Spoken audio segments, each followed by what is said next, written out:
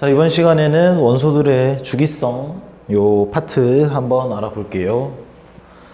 먼저 우리가 몇 가지 꼭 알고 가야 되는 용어부터 한번 봐볼게요. 이제 뭐 중학교 때 원소라는 녀석은 워낙 자세히 했었으니까 다 알겠죠, 그죠? 원소, 물질을 구성하는 가장 기본 성분입니다. 기본 성분. 그 다음에 주기율, 성질이 비슷한 원소가 주기적으로 나타나는 현상.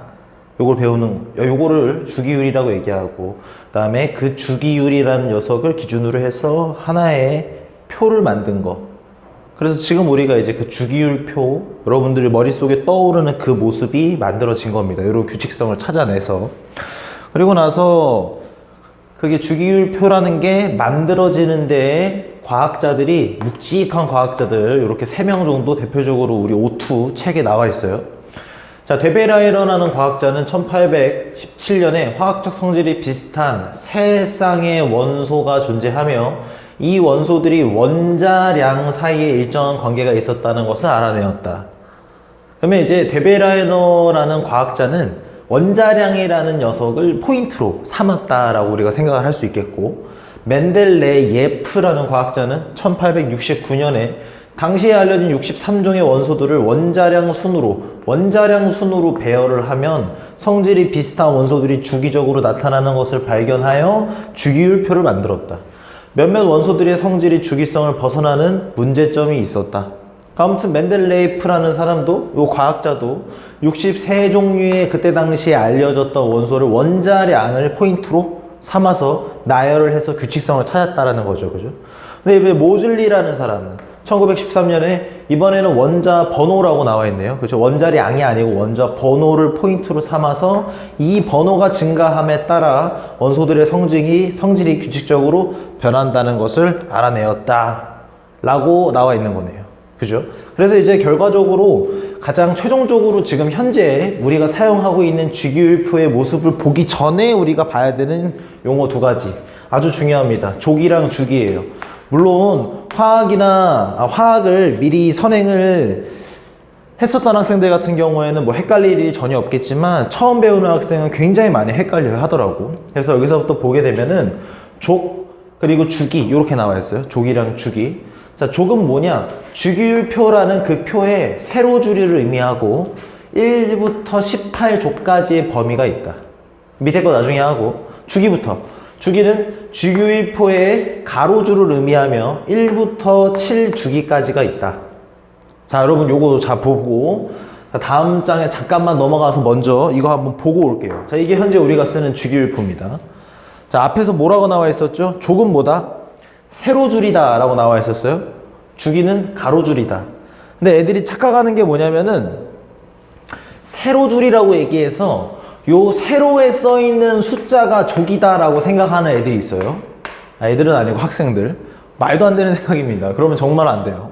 여기서 얘기하는 족을 같은 세로줄이라고 얘기를 한 건 뭐냐면 요 같은 세로줄에 적혀 있는 얘네는 하나의 같은 족에 들어간다라는 얘기예요. 그죠? 그래서 1족이 요 세로줄, 2족 세로줄, 3, 4, 5, 6, 7 주르륵 가서 맨 마지막에 18족까지 주르륵 있게 되는 겁니다. 되죠? 반면에 주기는 뭐예요?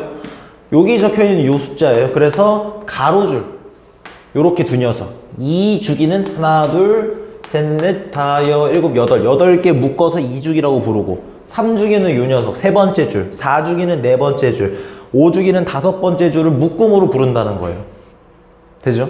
그래서 우리가 뭐 문제 같은 데에서 요렇게도 물어볼 수 있어요. 뭐 탄소 같은 거를 물어보는데 뭐 탄소가 6번이다. 그럼 6번이 누구냐라고 물어볼 수도 있고, 다른 말로 14족의 2주기 14족에 해당하는 녀석은 누구냐? 라고도 물어볼 수 있어요. 그럼 여러분들이 찾아줄 수 있어야 한다. 알겠죠? 그래서 다시 앞으로 돌아와서 보면은, 자, 족이랑 주기가 단순히 번호를 붙인 게 아니고 여기 주기율이라는 규칙성을 이용해서 나열을 한 거기 때문에 어느 정도 특징을 우리가 유추해낼 수 있어요. 그래서 보게 되면 족이라는 녀석은 1의 자릿수가 의미하는 게 최외곽 전자수다라고 여기 적어놨어요. 자, 이거 무슨 말이냐? 1의 자릿수. 그러니까 1부터 9까지는 어차피 숫자가 1의 자릿수니까 뭐 요 그냥 있는 그대로의 숫자를 의미를 하는 거고, 그리고 이제 18까지 있으니까 10에서 18까지는 1의 자릿수만 두고 얘기를 한다라는 거예요. 1의 자릿수만. 그래서 두고 얘기를 했을 때 그 1의 자리의 수가 최외곽 전자수랑 똑같다. 여러분 여기서 얘기하는 요 각자가 껍질각이에요. 껍질각. 그래서 가장 바깥쪽 껍질에 있는 전자의 개수다 라고 하는 거예요. 요 최외곽 전자라는 요 개념은 오늘 이제 이번 파트에서는 정말 중요한 개념이고, 이거와 굉장히 흡사하지만 확실하게 차이점이 있는, 우리가 꼭 알고 가야 되는 개념이 원자과 전자라는 개념이 추가로 있어요. 요거는 뒤에 가서 또 다루도록 하죠. 그 다음에는 주기입니다. 주기는 전자 껍질 수를 의미해요. 너무 간단합니다. 그러니까 예를 들어서 1주기에 속하는 녀석이다 라고 한다면 껍데기가, 전자의 껍데기가 1개 있다. 그리고 2개가 있다. 2주기다 한다면 2개가 있다. 7주기다 라고 한다면 전자 껍데기 수가 7개가 있다 라고 우리가 생각을 할 수 있겠죠. 무슨 말이 되죠?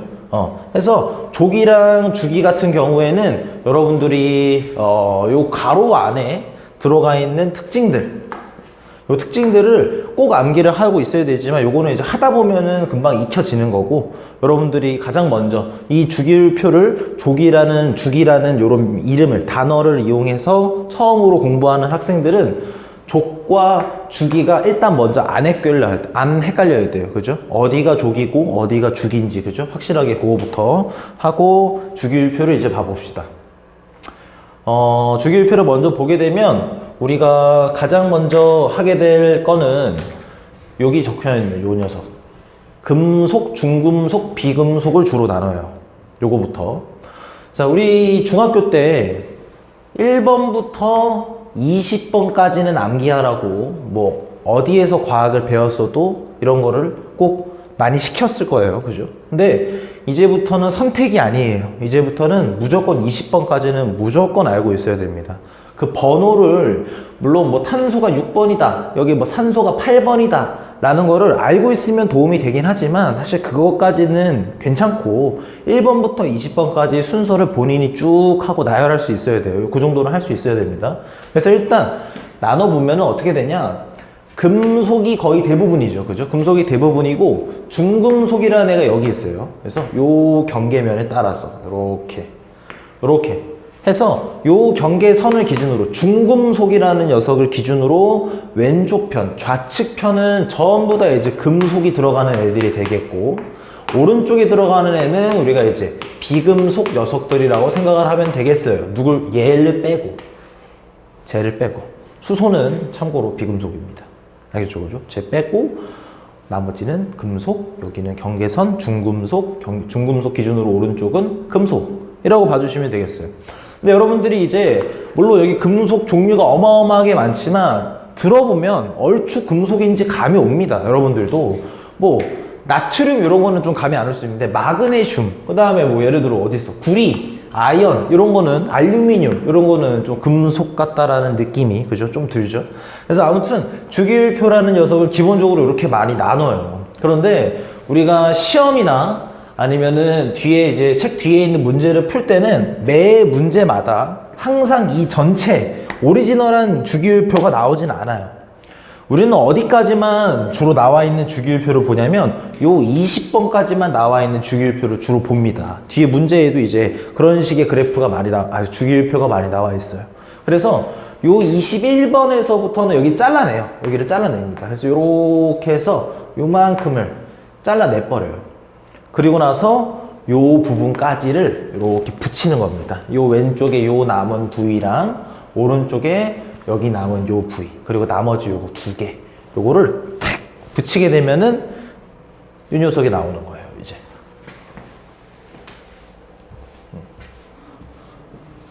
요걸 이렇게 생긴 거로 우리가 뭐 단주기율표, 그러니까 짧은 짧은, 원래 오리지널한 것보다 훨씬 더 짧은 단주기율표다라고도 얘기를 하는데, 뭐 사실 그런 용어는 전혀 중요한 용어가 아니니까 괜찮고, 우리가 일반적으로 쓰는 주기율표는 이런 걸 많이 쓰더라. 그래서 여러분, 아무래도 중간 부분이 잘려 나간 거다 보니까 저걸 보면은 1, 2 하고 13, 14, 15, 16, 17, 18이에요.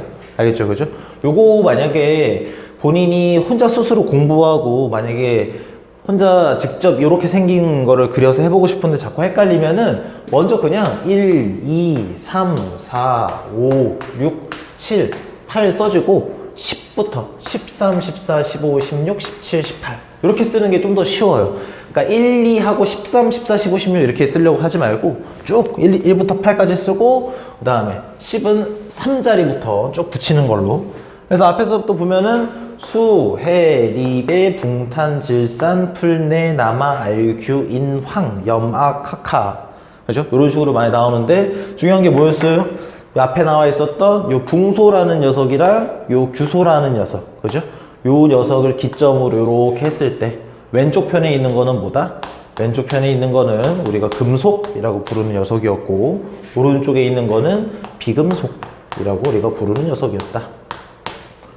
별거 없죠, 그죠?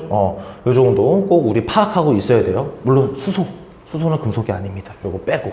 자, 그러면 이제 금속과 비금속의 전반적인 특징을 한번 비교해 보도록 하죠. 이거를 간단하게 비교를 하면 이렇습니다. 자, 금속 같은 경우에는 첫 번째 나와 있는 게 실온에서 대부분 고체다. 하지만 수온이라는 녀석은 액체다. 그러니까 예외죠, 예외. 그러니까 이런 거는 이제 우리가 알고 있어야 되는 거예요, 사실은. 그러니까 왜 여러분들도 중학교 때부터 문제를 많이 풀어보면 알겠지만 꼭 그 왜 1, 2, 3, 4, 5번 고르는 문제에서 왠지 그 모두 그렇다, 모두 아니다, 이런 모두, 전부라는 말이 들어가면 뭔가 그 틀렸지, 뭔가 예외는 하나 있지 않을까라고 막 그런 느낌이 드는 학생들이 있을 텐데, 수은 대표적인 예시입니다. 뭐 알죠? 수은이 액체로 있는 거. 그러니까 이 수은이죠. 그죠? 그 다음에 대부분 특유의 광택을 띈다. 그 다음에 열과 전기가 잔통한다. 다른 말로 하면 열 전도성과 전기 전도성이 뛰어나다 라고 얘기를 해줄 수 있겠고, 연성과 전성이라는 특징이 있다. 연성과 전성은 어떤 걸 얘기하냐면 외부에서 힘을 줍니다. 외부에서 그 금속에게 힘을 줘서, 연성은 힘을 줬더니 뭐 뚝 하고 부러져 버리는 게 아니라 이게 길게 늘어나는 거예요. 쫙쫙 늘어나는 겁니다.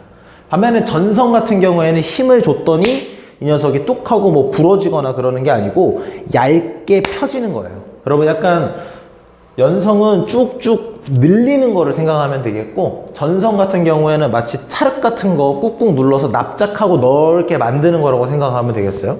그러면 뭐 연성이라는 특징을 이용해서 우리 뭐 구리, 전선, 그렇죠? 우리 일상생활에서 굉장히 긴 전선들 있죠. 그렇죠? 그런 것들 만드는데 연성이라는 성질이라고 생각하면 되겠고, 전성은 넓게, 얇고 넓게 피는 거. 대표적으로 우리 그 주방에서 사용하는 그 알루미늄 호일 있죠. 그죠? 그 호일 같은 게 전성의 가장 대표적인 예시라고 생각해 주면 되겠어요. 그 다음에 제일 중요한 건 요 녀석입니다. 양이온이 되기 쉽다. 양이온. 여러분, 양이온이 뭔지는 알죠? 그죠? 뭐 대표적으로 뭐 H 플러스, 그죠? 수소라는 녀석이 이온이 되면 이렇게 되잖아요. 여기 플러스 돼요. 양이온. 그런데 뭐 H는 금속이 아니니까 이렇게 하는 게 아니지만, 양이온이 뛰기 쉽다라는 전반적인 특징이 있어요. 그 다음에 비금속. 자, 실온에서 대부분 기체 아니면 고체 상태에 존재하며 브로민은 또 액체다. 이런 거 이제 꼭 우리 알고 있어야 되겠죠. 그죠? 그 다음에 광택이 없다. 그리고 열과 전기가 잘 통하지 않는다. 그런데 이제 요거에 좀 예외되는 사항이 흑연이 있습니다. 흑연. 물론 우리가 주기율표에서 흑연이라는 원소는 없어요. 근데 이제 흑연이라는 녀석은 그 탄소라는 원소가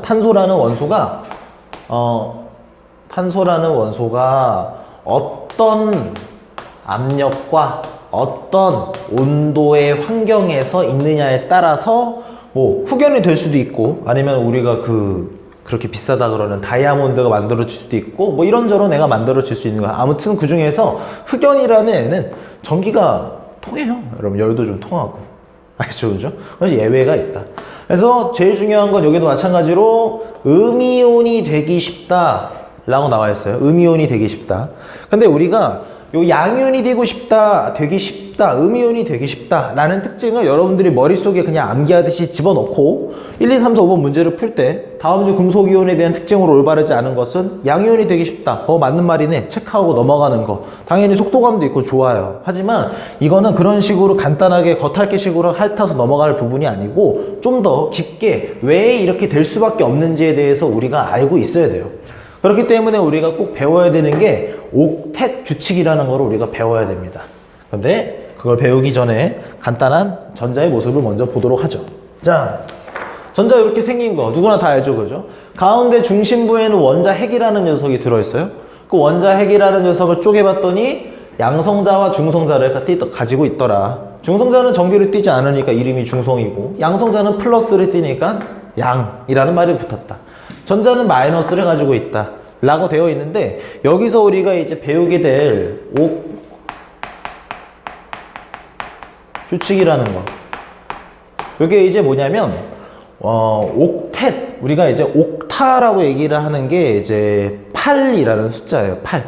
여러분 그 다리 8개 달린 그 문어 있죠? 문어 거죠? 그거 옥토퍼스라고 그러잖아요. 그렇죠? 거기서도 이제 옥토, 그게 붙는 건데 옥타가 8개라는 뜻이에요. 8개. 그래서 옥텟 규칙도 뭐 한국어로 번역하면 8의 규칙 정도로 뭐 해석을 할 수 있을 텐데, 이거는 이제 뭘 얘기하는 거냐면 가운데에 양성자가 있습니다. 뭐 원자 핵이 자리를 잡고 있어요. 그러면 전자라는 녀석이 이제 그 주위를 뱅글뱅글 돌아다니는데, 일단 막 돌아다니는 게 아니에요. 기본 설정이 막 돌아다니는 게 아니고 전자 껍질이라는 게 있습니다. 전자 껍질 일부분만 그린 거예요. 물론 이걸 한 바퀴 돌려야 되는데 요만큼만 그린 겁니다. 요만큼만 전자 껍질이 있어요. 그런데 그 전자 껍질에 여기 위에만 전자들이 있는 겁니다.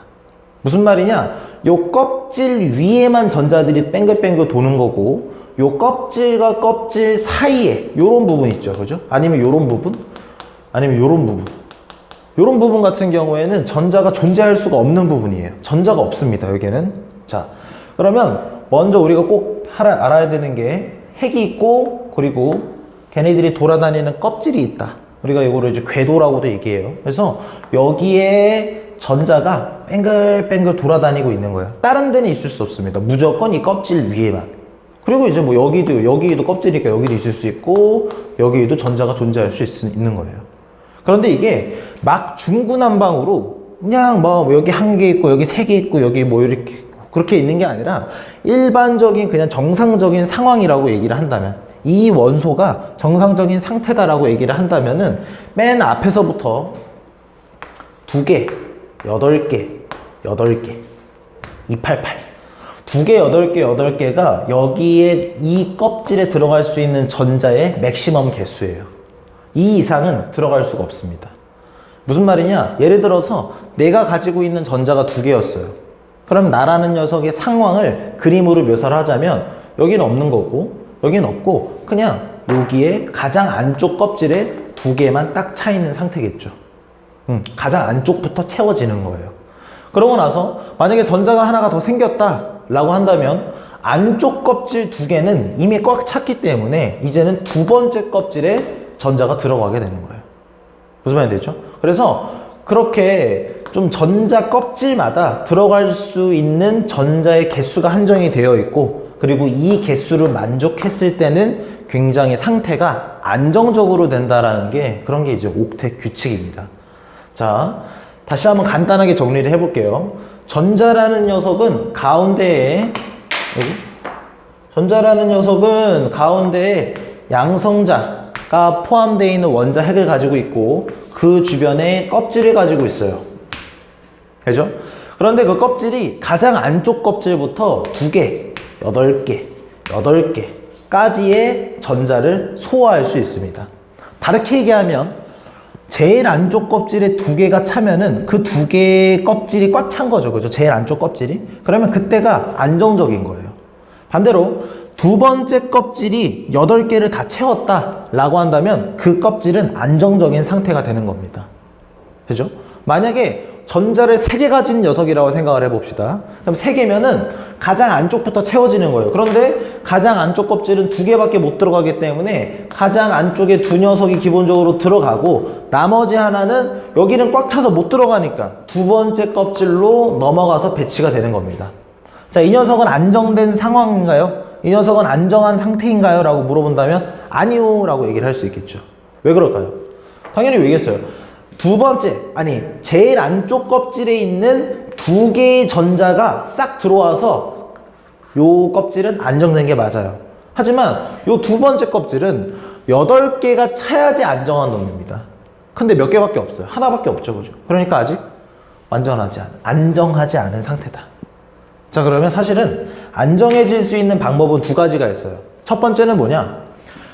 요 껍질 혹은 요 껍질에 해당하는 최대로 들어갈 수 있는 이 전자의 개수를 맞춰주는 거예요. 맞춰주는 겁니다. 2개를 채울 수 있는 전자 껍질이면 2개를 꽉 채워주고 나머지 2번째, 3번째 8개씩을 소화할 수 있는 껍질이라면 8개를 꽉 채워주는 게 안정적이에요. 2번째는 아예 없는 거예요. 8개를 채울 수 있는 껍질에 하나만 딸랑 들어가 있다면 방법은 이렇게 되는 겁니다. 7개의 전자가 추가로 더 들어와요. 그러면 하나 있었던 거에서 7개가 들어왔으니까 2번째 껍질이 8개가 꽉 차겠죠. 그죠? 그러면 8개가 안정적으로 되는 거예요. 2번째 껍질이 안정적으로 되는 겁니다. 하지만 그 방법만 있는 건 아니에요. 원래 가지고 있던 하나의 전자를 밖으로 갖다 버려버리는 것도 답이 됩니다. 버리게 되면 2번째 껍질에 아무것도 없어요. 그 말은 즉슨 2번째 껍질에 아무것도 없다라는 건 그 안쪽 껍질이 꽉 찼다라는 걸 얘기하는 거겠죠. 그러면 안정된 거다. 무슨 말이 됩니까? 그래서 우리가 전자라는 녀석이 이렇게 생겼고 요런 옥텟 규칙이라는 요런 특징을 가지고 있어요. 근데 우리가 앞에서 뭐 금속 원소, 비금속 원소, 어떤 애들은 뭐 양이온이 되고 싶고 어떤 애들은 음이온이 되기 쉽고 그런 걸 이제 얘기하는 이유가 요거를 이해해야 그거를 완벽하게 이제 이해를 할 수가 있어요. 그런데 우리가 이제 넘어가기 전에 좀 알아야 되는 건 안정적이고 싶어 한다라는 거에 대해서 좀 우리가 이해를 해줬으면 좋겠는 게 안정적이고 싶어 한다라는 건 아주 간단하게 얘기하면 요 규칙을 만족시키려 한다라는 거예요. 만족시키려. 그러면 다른 말로 해서 만약에 이거 좀 지우고 가운데 이제 양성자가 있고 자 하나 둘 세 번째 껍질까지 해서 이 녀석은 이제 전자를 3개 가지고 있는 녀석이라고 해봅시다.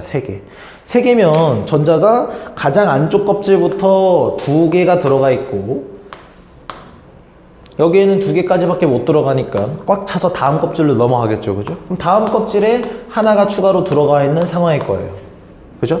그러면 이 녀석 같은 경우에는 안정화가 되고 싶어요. 안정화가 되고 싶으면 방법은 2가지일 거예요. 뭐냐?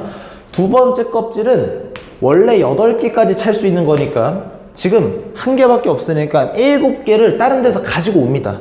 그래서 이 라인에 7개를 추가적으로 채워주면 2번째 껍질이 8개가 되면서 안정적인 상태가 돼요.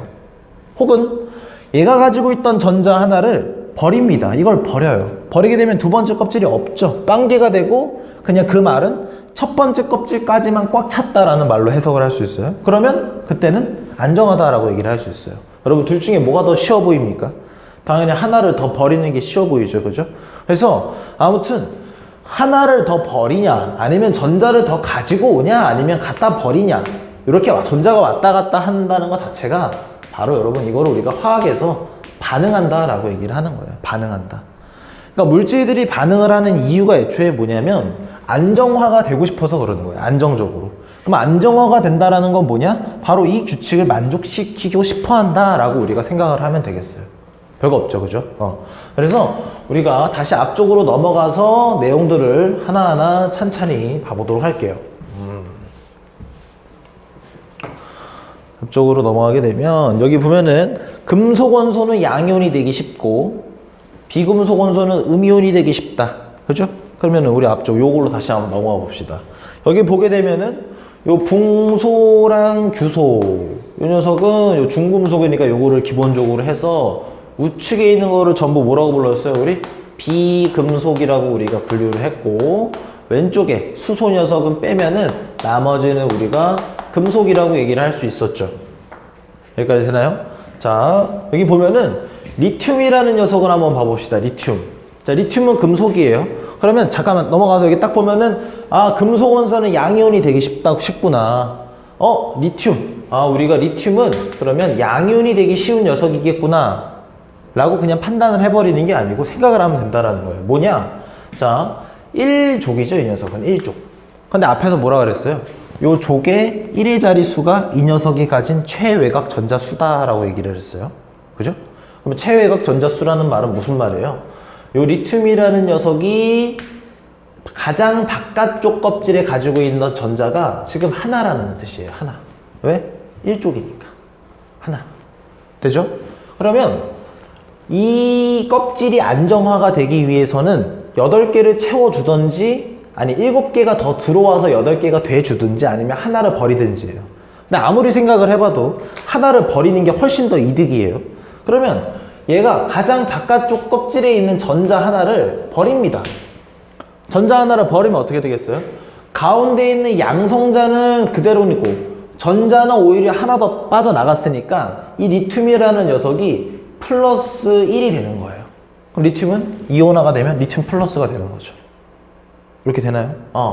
근데 이제 다른 녀석 한번 해보면은 여기 보면은 예를 들어 플로린 한번 해보죠. 플로린.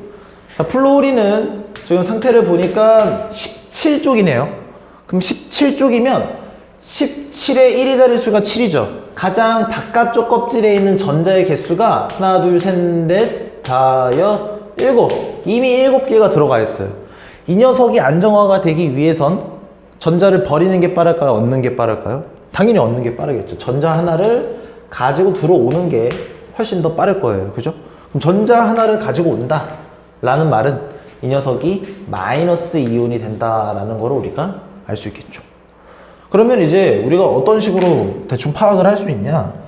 요 4라인, 요 4라인을 기점으로 해서 4라인보다 왼쪽에 있는 것들은, 그죠? 왼쪽에 있는 것들은 최외곽 전자가 1개, 2개, 3개예요. 그죠? 그럼 최외곽 전자가 1개, 2개, 3개라는 말은 겉에 게 가장 바깥쪽 껍질에 있는 전자의 개수가 1개, 아니면 2개, 아니면 3개예요. 그럼 그 말은 즉슨 8개를 채우는 것보다는 1개, 2개, 3개를 갖다 버리는 게 훨씬 더 이득이라는 소리입니다. 훨씬 더 쉽다라는 소리예요. 그게 더 빨리 이 녀석이 안정화가 되는 길이라는 거죠. 반대로 4를 기준으로 해서 오른쪽에 5, 6, 7, 8 빼고 5, 6, 7까지만 하면은 5개, 6개, 7개가 최외곽 전자의 자리를 잡고 있는 거기 때문에 하나, 2개, 3개의 전자만 가지고 오면은 8개가 채워지겠죠. 그죠? 그러면 훨씬 더 그게 빠르게 안정화가 되는 길일 것이다. 그러면 얘네들은 전자들을 가져오니까 음이온이 되는 애들이겠고 얘네는 전자를 갖다 버리니까 양이온이 되는 애들이겠다라고 생각을 할 수 있겠네요.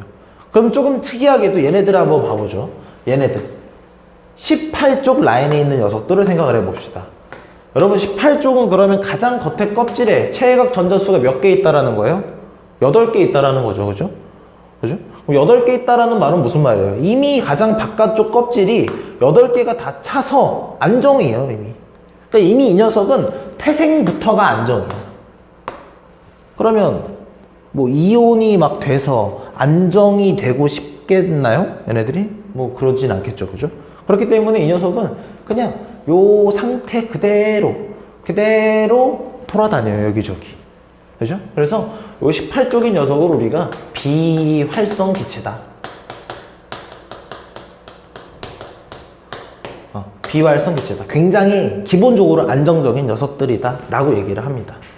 여기까지 됐나요? 자, 그럼 우리가 다시 한번 하나하나 천천히 정리를 한번 해볼게요.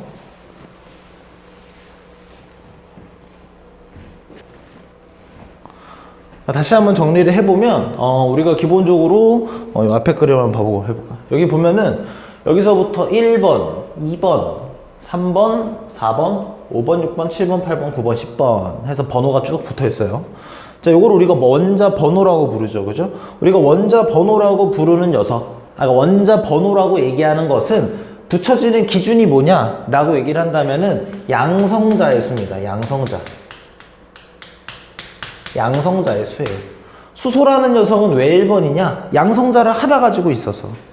헬륨은 왜 2번이냐? 양성자를 2개 가지고 있어서. 리튬은 왜 3번이냐? 3개 가지고 있어서. 나트륨은 왜 11번이냐? 11개 가지고 있어서. 이렇게 되는 거예요. 근데 일반적으로 우리가 주기율표에서 적어놓는 이 원소들은 성질이 중성입니다. 얘네들은 다 중성이에요. 그럼 중성이라는 말은 무슨 말이냐? 양성자의 개수랑 지금 전자의 개수랑 똑같다라는 거예요. 이거 2개가. 그러니까 중성이겠죠. 양성자가 플러스 D를 내고 전자가 마이너스 D를 내는데 요거 2개가 개수가 똑같아야 중성의 상태라고 여기가. 그러니까 우리가 이제 어떻게 생각해도 되는 거냐? 원자 번호는 원래는 양성자 수를 기준으로 번호를 붙인 게 맞지만 우리가 그냥 이 번호를 이 녀석이 기본적으로 가지고 있는 전자의 수다라고 파악을 해줘도 괜찮아요. 오케이. 그래서 우리가 간단하게 보면은 수소는 전자 몇 개요? 하나. 여기는 뭐 탄소 6개 있어. 산소 8개 있어. 플루오린 9개 있어. 이렇게 생각할 수 있다라는 거예요. 괜찮죠? 그 다음에 요 녀석을 한번 보고 나서 해야 될 건, 자, 그럼 하나씩 봐보죠. 이 녀석 1번이죠, 그죠? 1번이니까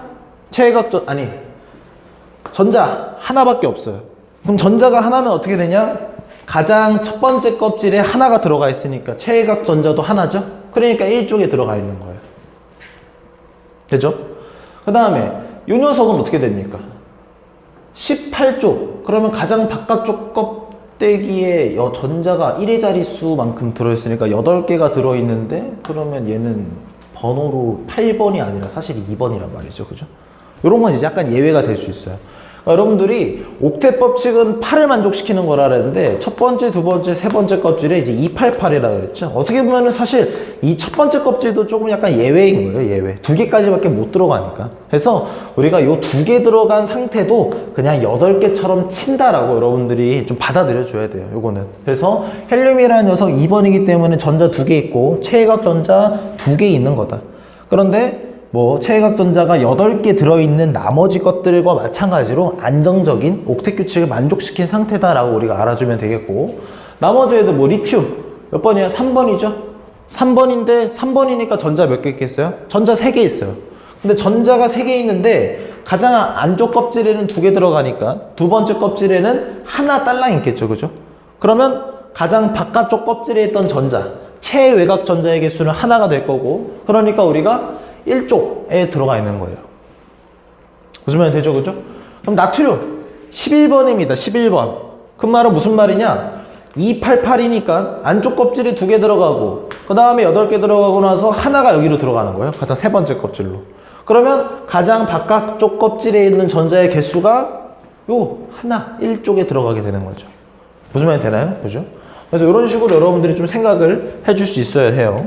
그래서 여기 보면은 우리가 이제 이유를 알았죠. 금속 원소는 왜 얘네들은 양이온이 되기 쉬운 녀석이냐, 왜 얘는 음이온이 되기 쉬운 녀석이냐 파악을 했죠, 그죠? 최외각의 전자의 개수가 4개를 기준으로 해서 4개보다 애초에 좀 많은 애냐, 4개보다 애초에 좀 적은 애냐. 4개보다 많은 녀석이라고 한다면은 8개를 채우는 쪽에서 전자를 내가 가진 걸 버리는 것보다 가져오는 게 훨씬 더 수급이 빠르기 때문에 음이온이 되는 거고, 반대로 4개보다 전자가 기본적으로 적은 녀석은 8개를 채우기 위해서 더 많은 개수를 가지고 오는 것보다 자기가 가진 몇 개 안 되는 녀석을 버리는 게 더 빠르기 때문에 양이온이 된다 라고 돼야 되는 겁니다. 자, 여기까지 했고, 이제 요거를 한번 간단하게 한번 봐보죠. 자, ABC가 누군지 맞추는 거예요. 누군지 맞추는 거. 자, 간단하죠, 그죠? 일단 가운데 플러스 3 플러스라고 적혀 있어요. 그럼 양성자가 몇 개라는 거예요? 3개죠? 양성자가 3개니까 기본적으로 누구겠어요? 그냥 리튬이겠구나. 왜? 리튬이 3번이니까 수해리, 그죠? 3번. 나트륨은 답을 얘기해버렸네. 이거 양성자가 11개 있다라는 거죠. 그럼 양성자가 11개 있는 게 나트륨이에요, 나트륨이라는 얘기고. 되죠? 그 다음에 얘는 누구겠어요? 17번이네. 그럼 17번에는 수해리배, 붕탄질산, 풀레, 남아, 뭐, 염, 이렇게 되겠네요. 그죠? 뭐. 그래서 아무튼, 우리가 가운데 있는 양성자의 수, 요 원자 핵이라는 녀석의 전하량을 보고 판단할 수 있다. 그 다음에 또 할 수 있는 방법은 뭐가 있을까요? 전자개수 보고, 전자개수 보고 또 하면 되겠네. 하나, 둘, 셋. 전자 3개네. 양성자도 3개네. 아, 보나마나 리튬이구나. 라고 해도 되는 건가? 그건 안 돼요. 솔직히 얘기하면은. 왜 그러냐면, 여러분들이 요 ABC라는 그림이 지금 원소의 상태인지 이온의 상태인지 얘기를 안 해줬어요. 그죠? 그냥 내가 그림만 이렇게 딱 보여줬기 때문에. 그렇기 때문에 내가 이 녀석이 가운데는 플러스 3이어서 리튬이라고 판단을 해줬지만 전자라는 녀석이 3개라는 걸 보고 리튬인 거를 판단하는 거는 조금 위험해요. 위험합니다. 왜 그러냐면 원래 만약에 전자를 4개 가지고 있었던 녀석인데 이 녀석이 알고 보니까 전자 하나를 버린 상태였어. 그 버린 그림이야. 그러면은 우리가 원자 1, 2, 3, 4, 5 뭐 수해립의 그 순서에서 엇나가게 되는 거예요. 그렇기 때문에 여러분들이 항상 매길 때는 가운데 있는, 그죠? 양성자의 개수를 보고 따져주는 게 가장 좋고, 만약에 문제 같은 데서 이런 걸 따지려고 하려고 한다면 전자개수 가지고 하고 싶으면 문제를 봐야 돼요. 문제에 그런 게 적혀 있어. 다음 그림 A, B, C는 원소를 나타낸 것이다. 그러니까 원소란 녀석은 그냥 그 중성의 상태를 그대로 나타낸 거기 때문에 얘가 플러스 11이면 바깥쪽에 돌아다니고 있는 전자도 11개가 있을 거예요. 되죠? 그런 경우에 우리가 함정에 빠질 일이 없을 때에는 그렇게 접근을 해줘도 되지만 그게 아니라고 한다면 그러면 안 됩니다, 여러분. 알겠죠? 그죠? 자, 그 다음에 넘어가 보죠. 그 다음에 이제 배우는 거는 전자 껍질마다 가지고 있는 에너지가 다르다라는 얘기예요. 이유는 간단합니다. 간단하게부터 하면은 가운데 있는 양성자, 아니 그냥 원자 핵이 플러스로 전기를 띠고 있고 그 주변에 이제 전자 껍질들이 왔다 갔다 돌아다니고 있는 건데, 기본적으로 전자는 마이너스의 전기를 띠고 있기 때문에 원자 핵과 그 주위를 돌아다니는 전자는 물리적으로 정전기적 인력이라는 힘이 작용을 하게 돼요. 그 말은 얘네 둘이 기본적으로 끄집어 당기고 있다는 겁니다. 서로가 서로를. 그러면 만약에 첫 번째 껍질에 들어가 있는 전자와 두 번째 껍질에 들어가 있는 전자를 생각을 해본다면 여러분들이 이렇게 생각하면 조금 편해요. 가만히 있으면 붙는 거예요. 원래 붙는 건데 이 첫 번째 껍질에 있는 전자는 힘이 있는 거야. 힘이 있어서 이 전자로부터 이만큼 떨어져서 버티고 있다라고 생각을 하면 돼요. 근데 얘는 이거보다 더 멀리 떨어졌잖아. 더 멀리. 그러면은 얘보다 더 힘이 높은, 가지고 있는 에너지가 많은, 에너지 준위가 높은, 이런 식으로 얘기를 할 수 있다라는 거예요. 요거 되죠? 그래서 요거를 잘 보게 되면은 일단 전자 껍질 사이에는 전자가 존재하지 않는다. 그 말은 무슨 말이에요? 요 껍질과 껍질 사이 빈 공간에는 전자가 있지 못한다. 그러니까 우리가 딱 껍데기라고 얘기하는 그 구역에만 전자가 존재한다라는 얘기고, 수소 원자의 전자 배치와 에너지의 준위를 나타낸 것이래요. 요 그림이. 그럼 에너지 준위라는 말이 뭐냐? 그냥 에너지 양이라고 생각해주면 좀 편해요. 양. 여기 이제 뭐 상대적 높이 뭐 이런 걸 얘기하는 건데, 뭐 양이 많으면 높이가 높은 거예요. 그러니까 결국 양이라 생각해줘도 괜찮다. 그래서 보게 되면 여기 보면은 안쪽에서 이렇게 가다가 에너지가 꾹 하고 증가했다가 이렇게 꾹 증가했다 이렇게 이렇게 이거를 생각하라는 게 아니고, 여러분 이게 아니고 가장 안쪽 껍질은 이런 준위를 가지고 있다라는 거예요. 이게 지금 점선으로 이어져 있죠. 가장 안쪽 껍질이 이렇게 됐다라는 거예요. 그런데 두 번째 껍질로 이루어진 것 같은 경우에는 여기를 띄고 있다는 겁니다. 이게 무슨 말이냐? 첫 번째 껍질과 두 번째 껍질에 에너지의 격차가 이만큼이 발생을 했다라는 거예요. 왜 그러냐라고 한다면은 이 전자라는 녀석이 가운데 양성자를 기준으로 해서 요렇게 있으면은 첫 번째 껍질, 두 번째 껍질, 세 번째 껍질에 각각 전자 하나씩 있다고 하면은, 그래 우리 방금 배웠으니까 세 번째 껍데기에 있는 전자가 가장 에너지가 많을 것이다 라는 거 우리 이제 알잖아요. 근데 문제는 뭐냐면 요 두 번째 껍질과 세 번째 껍질 사이에 전자가 있을 수 없다 그랬잖아요. 여기도 없고 여기도 없고. 그러니까 에너지가 쭉 요 상태를 유지하다가 두 번째를 갈 수 있을까? 아직 못 가는 거야. 그때는 갈 수 있을까? 못 가요. 못 가. 그러다가 와 이제 갈 수 있다 해야 그때 껑충 뛰어넘어서 에너지 준위도 껑충하고 뛰어오르는 게 되는 거예요. 그 중간에 애매한 애가 없다라는 겁니다. 알겠죠? 그죠? 그리고 여기도 마찬가지로 세 번째 껍질로 갈 때도 에너지 준위가 껑충하고 뛰어올라서 이렇게 있더라. 그럼 여러분들은 요것만 봐도 껍데기와 껍데기 사이에는 전자가 존재하지 않는구나. 그리고 껍데기가 뒤로 가면 갈수록 더 바깥쪽 껍질이면 바깥쪽 껍질일수록 전자가 가지고 있는 에너지가 더 많구나. 에너지 준위가 높구나 라고 우리가 생각을 해주면 되겠어요. 무슨 말이 되죠? 그죠? 자, 그 다음에 우리가 지금까지 이제 배운 걸 토대로 그림을 이제 이렇게 정리를 하면 이렇게 할 수 있어요. 여러분들 책에도 나와 있는 그림이죠. 그죠? 그래서 보면은 수에리베부터 시작해서 여기는 이제 뭐 아르곤까지밖에 안 나왔네. 뭐 아무튼 이렇게까지 한다고 한다면 뭐 이렇게 양성자 하나, 둘, 셋, 넷, 다 17, 8, 9 해서 18번까지 나와 있고 전자의 개수도 이렇게 적혀 있는데 보면은 껍데기가 하나죠? 왜? 일주기니까 주기는 껍질 개수니까 주기 1주기니까 껍데기 하나에 전자 2개까지 들어가니까 바로 껍데기 3개로 2개로 늘어났죠. 여기서부터 2주기니까. 그리고 여기서 하나, 둘, 셋, 넷, 다 7, 8개까지 다 채우고 난 다음에 그 다음에 껍질 그 다음에 또 늘어나고 왜? 옥텟 규칙 만족했으니까 그 다음 껍질로 넘어가는 거죠. 그리고 여기까지 진행하게 되는 거예요. 근데 여러분 여기 보면 이제 여기 등장해요. 드디어 원자과 전자. 자, 여러분 우리 요거 최외곽 전자 요거랑 원자과 전자 요거 확실하게 이제 정리하고 갑시다. 자, 최외곽 전자는 우리 그냥 아까 앞부분에서 했던 거랑 똑같은 얘기예요. 가장 바깥쪽 껍질에 있는 전자의 개수. 그건 뭐라 그랬어요, 우리가? 요 족이라는 녀석의 1일짜리 수랑 마찬가지라 그랬죠, 그죠? 그럼 요 라인에 있는 애들은 전부 다 7개. 요 라인은 6개, 5개, 4개, 3개, 2개, 1개 이런 식으로 된다라는 거예요. 그러면 얘는 뭐냐? 원자과 전자. 원자과 전자는 우리가 어떻게 알고 있으면 되냐면은 반응에 참여하는 전자다 라고 생각을 해줘야 돼요. 그럼 이게 무슨 말이냐? 반응에 참여한다는 게 무슨 말이냐면 여러분 우리 얘기했죠. 이 녀석들이 기본적으로 그려놓은 거는 중성적인 상태를 나타낸 거고 이 녀석들이 안정화가 되기 위해서 반응을 한다 그랬어요. 근데 반응을 하면서 그 전자라는 녀석을 서로 주기도 하고 받기도 하고 왔다 갔다 하는데 그 주고받고 하는 게 기본적으로 옥텟 규칙이라는 규칙을 만족시키기 위해서 왔다 갔다 주고받는 거였죠. 그죠? 그런데 반응에 참여하는 전자를 원자과 전자라고 얘기를 한다라는 게 무슨 말이냐면 예를 들어서 예를 들어서 수소라고 해봅시다. 수소. 그럼 수소는 하나죠. 그죠? 하나니까 이 한 개 가지고 있는 상태에서 안정화가 되려면 가장 바깥쪽에 있는 전자 하나가 반응을 해줘야 되는 거예요. 그래야 이제 참여를 하는 거지.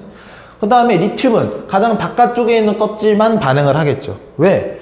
그 안쪽에 있는 껍질은 이미 2개가 이미 옥텟 규칙을 만족해서 안정적으로 딱 자리 잡고 있는 거기 때문에 옥텟 규칙을 만족하지 못한 가장 바깥쪽 껍질에 있는 전자만 그런 식으로 되는 거예요. 반응을 한다는 겁니다. 되죠? 나트륨은 여기는 11개잖아요. 11개. 그러니까 첫 번째 껍질에 2개, 두 번째 껍질에 8개 들어가고 세 번째 껍질에 하나 있다라는 거예요. 첫 번째, 두 번째 껍질은 옥텟 규칙을 만족했기 때문에 얘네는 신경도 안 써요. 그냥. 얘네는 이미 안정된 상태이기 때문에 가만히 있는 거고 가장 바깥쪽 껍질만 한 개라는 거예요. 자, 그럼 약간 느낌이 어떤 느낌이에요? 뭐야? 원자과 전자가 반응에 참여하는 전자라고 얘기는 하는데 결과적으로 반응에 참여하는 전자는 가장 바깥쪽 껍질에 있는 전자들이 참여를 하는 거네? 가장 바깥쪽 껍질보다 안쪽에 있는 껍질들은 이미 옥텟 규칙을 만족했으니까 반응하지 않고 가장 바깥쪽 껍질에 있는 전자들만 반응에 참여를 하는구나. 그런 걸 원자과 전자라고 하는구나. 그러면 이거랑 똑같구나. 가 하면 이제 큰일 나는 거예요. 자, 요거는 1부터 결론부터 얘기하면은 요 17조까지는 괜찮아요. 왜? 최외곽 전자랑 원자과 전자랑 똑같거든. 요때는 똑같아요. 그런데 문제는 여기가 달라요. 여기가 18쪽이 달라요. 18쪽 뭐라 그랬죠? 비활성 기체라고 얘기했죠. 왜? 이미 최외곽 전자 수가 8개 이미 안정된 상태이기 때문에 반응을 하지 않아요. 여러분 헬륨 최외곽 전자가 2개입니다. 그럼 두 개라는 거는 이미 얘는 안정적인 녀석이라는 거예요. 반응을 할까요? 반응을 하지 않아요. 원자과 전자, 헬륨의 원자과 전자 몇 개입니까? 반응에 참여하는 전자 개수 몇 개입니까? 아, 얘는 반응을 안 해요. 그러니까 0개죠. 0개예요. 얘는 0개. 그럼 네온은 10번이네? 그럼 전자 10개 있다라는 거고, 첫 번째 껍질에 2개, 두 번째 껍질에 8개 하면 이미 10개야. 이 녀석의 최외각 전자 몇 개입니까? 가장 바깥쪽 껍질 8개 있죠. 8개. 그러면 원자과 전자 몇 개입니까? 이 녀석은 이미 안정이기 때문에 반응을 안 해요. 0개. 그래서 우리가 알아야 되는 게 뭐냐면, 원자과 전자는 1부터 17쪽까지는 최외각 전자랑 의미를 똑같이 봐도 괜찮아요. 의미가 아니라 개수를 똑같이 봐도 상관없어요. 같습니다. 그런데 요 18쪽 비활성 기체의 요 라인 같은 경우에는 빵개예요. 빵개 전부 다. 왜? 옥텟 규칙을 이미 만족하는 녀석이기 때문에. 알겠죠? 그죠? 그래서 요거 여러분 시험 문제나 여러분 문제집 보기에서 함정 카드로 생각보다 되게 많이 쓰는 거예요. 물론 하다 보면은 여러분들이 코웃음 치면서 그냥 풀겠지만 생각보다 많이 틀립니다. 그래서 요거 꼭 알아주시고, 그렇다면 이제 이런 그래프도 한번 볼 수 있겠죠. 세로축이 뭐예요? 원자과 전자수, 가로축이 원자 번호네요.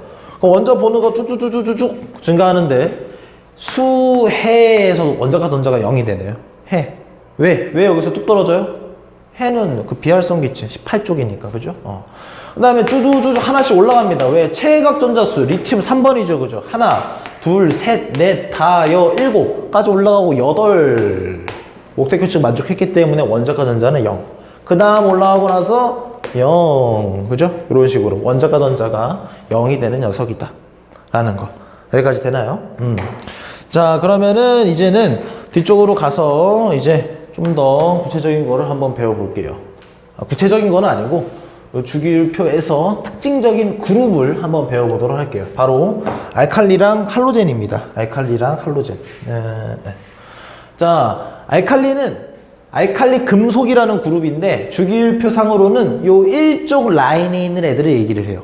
수소 빼고, 수소는 알칼리 금속인데요. 비금속이 여기 수소는 빼야죠. 그거 빼고 여기서부터 요렇게 쭉 내려가면은 여기를 이제 알칼리 금속 그룹이라고 보면 되고, 할로젠이라는 녀석 여기 요 그룹이에요. 요 그룹. 요 그룹을 우리가 그렇게 일을 하더라. 되죠, 그죠? 자, 그래서 우리가 요렇게 생긴 거에서도 보게 되면은 여기서는 뭐 수소 빼고 리튬, 나트륨, 칼륨이 알칼리 금속이 되는 거고, 반대로 17쪽, 요 18쪽 아닙니다. 여기에 플로린, 염소 같은 녀석이 할로젠이라는 그룹이 된대요. 자, 이제 하나씩 봐보죠. 알칼리는 뭐냐? 주기율표에 1쪽에 속하는 금속 원소다. 이런 애들이 있다. 리튬, 나트륨, 칼륨, 요니소, 루비듐이라는 녀석이에요. 그래서 실온에서 모두 거치며 은백색 광택을 띈다. 왜? 근데 금속이라는 녀석이 자체적으로 원래 가지고 있던 특징이 광택을 가지고 있다라는 거겠죠, 그죠? 다른 금속에 비해 밀도가 굉장히 작고 무르다.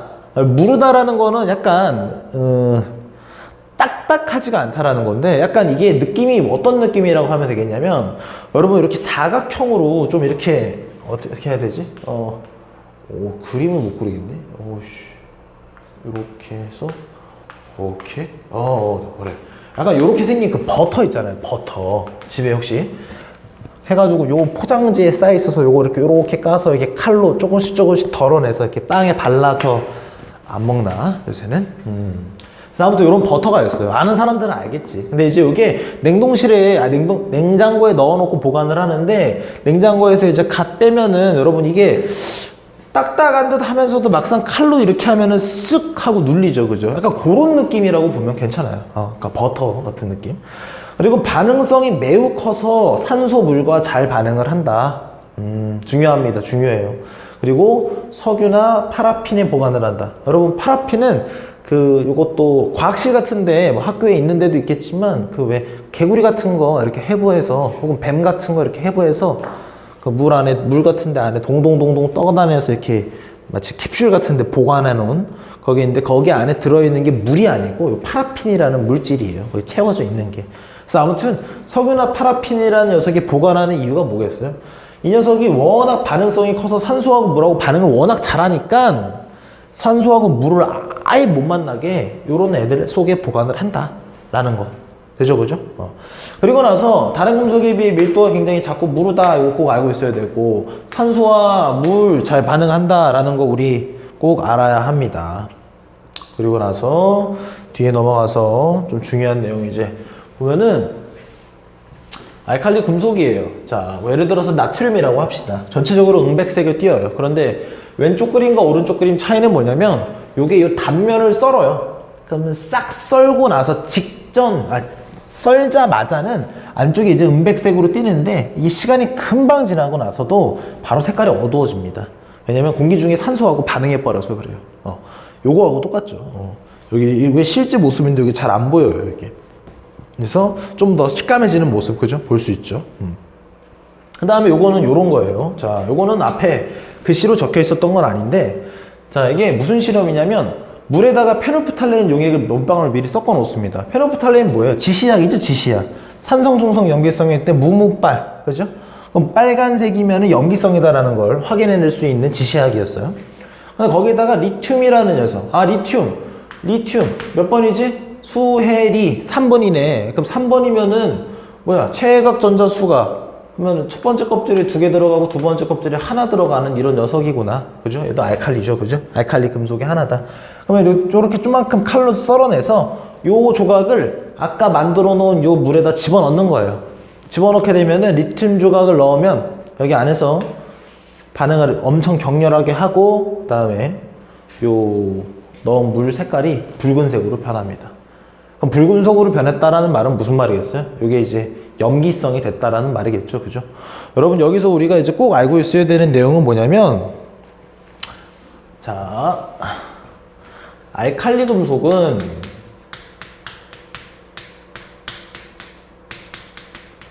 알칼리 금속이라는 녀석은 물하고 요 녀석이랑 이제 물이랑 반응을 하면은 이 물이라는 녀석은 염기성이 되고요.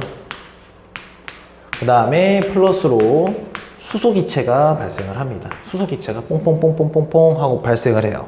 자, 여기서 우리가 이렇게 생각하는 친구들도 있어요. 중학교 때 요 수소기체, 뭐 H 플러스라는 녀석이 생기면은 산성 아니냐. 여기는 왜 근데 염기성이 됐냐. 여러분, 이거랑 관계가 없는 거예요. 그렇죠? 어떻게 되는 거냐면 식을 간단하게 적어보면 이렇게 됩니다. 자, 예를 들어서 넣은 애를 이제 리튬이라고 생각을 한다면 2개의 리튬과 그 다음에 2개의 물 이렇게 만나요. 2개의 리튬과 2개의 물이 만나게 되면은 2개의 LiOH 수산화 리튬 이렇게 되고, 그 다음에 H2 기체가 남아서 올라가 버리는 거예요. 이런 식의 반응이 됩니다. 물론 얘네는 이온이 돼서 동동동동 떠 있겠죠. 이런 물질이 되는 게 아니라. 되나요? 그러면 이런 식으로 식이 나누어지면 결과적으로 만들어지는 게 얘예요. 얘. OH. OH가 이온에 OH-가 동동동 떠다니면 염기성이죠. 염기성. 근데 잘 생각해보면 알칼리라는 금속 요 집단은 최외각 전자수가 어차피 다 한 개예요. 그럼 최외각 전자수가 한 개라는 건 옥텟 규칙을 만족하기 위해서 이 하나를 갖다 버리는 게 편하거든요.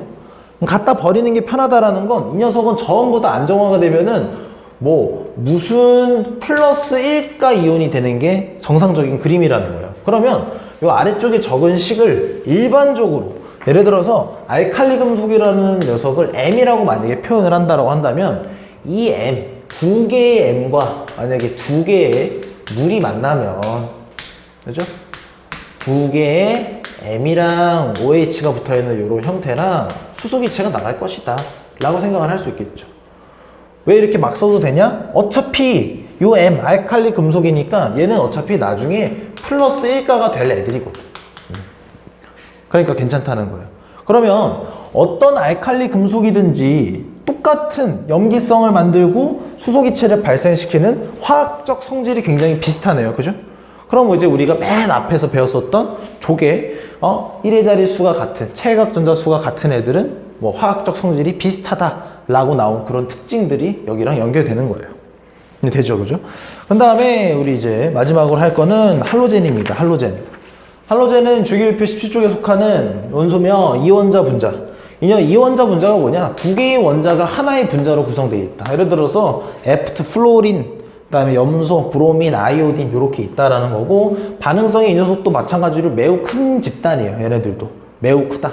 그 다음에 실온에서의 상태와 색이 이렇게 있다라고 하는데, 선생님은 개인적으로 색보다 물론 둘 다 알고 있으면 제일 좋은 거지만 제일 중요한 건 상태, 실온에서의 상태가 위에서부터 기기액고예요. 기기액고.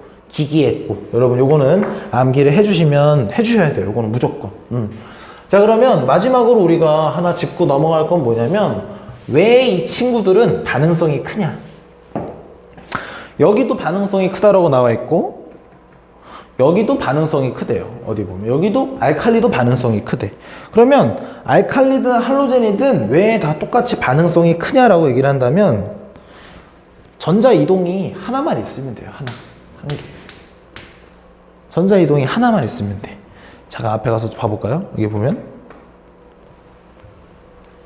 알칼리 금속은 여기 있는 얘네들이죠, 그죠? 왼쪽 라인에 있는 리튬, 나트륨, 칼륨, 그죠? 최외각 전자수가 하나예요. 하나. 그러니까 최외각 전자수가 하나니까 얘네가 안정하게 위해서 옥텟 규칙을 만족하기 위해서는 가지고 있는 하나를 바깥쪽으로 버리면 안정이 되는 겁니다. 하나만 버리면 돼요. 얘네는 17쪽, 7이죠, 7. 그럼 최외각 전자가 7개라는 거예요. 얘네들은 최외각 전자가 7개. 그럼 7개라는 말은 8개를 만족시키기 위해서 한 개만 가지고 오면 되는 거예요. 한 개만. 그러니까 반응이 굉장히 빨리 일어나는 거죠. 금방 일어나 버린다는 거예요. 왜? 필요한 게 하나만 얻고 하나만 버리면 되는 거기 때문에. 무슨 말 됐죠, 그죠? 그래서 여러분들이 알칼리 금속, 뭐 할로젠, 오늘 뭐 여러 가지 주기율 배워봤지만, 여러분들 전반적으로 암기를 해야 되는 것들이 많이 있어요. 여기도 마찬가지로. 근데 여기는 여러분들이 가장 꼭 먼저 해야 되는 건 주기, 그리고 걔네들이 갖는 의미, 그리고 옥텟 규칙을 만족시키기 위해서 얘네들은 반응을 하고 안정화가 되기 위해서 전자를 얻기도 하고 잃기도 한다. 그런데 그 옥텟 규칙 개수를 세다 보면은 이 애는 몇 개를 버리겠군, 몇 개를 얻겠군이 어느 정도 알게 됐고, 그죠? 어느 정도 예측할 수 있고, 그걸로 문제도 풀 수 있겠네요, 그죠? 그렇게 된 다음에 1쪽부터 18쪽까지, 그 다음에 얘네들의 최외곽 전자수와 원자가 전자수는 1부터 17까지는 같지만 18은 다르다라는 거 우리 꼭 알고 있어 주시고, 그 다음에 또 뭐가 있을까요? 금속, 비금속 특징, 그 다음에 할로젠, 알칼리 금속, 그죠? 요거의 특징까지도 우리가 확실하게 꼭 알고 있어주면 되겠어요. 오늘은 여기까지 하겠습니다. 네, 고생하셨습니다.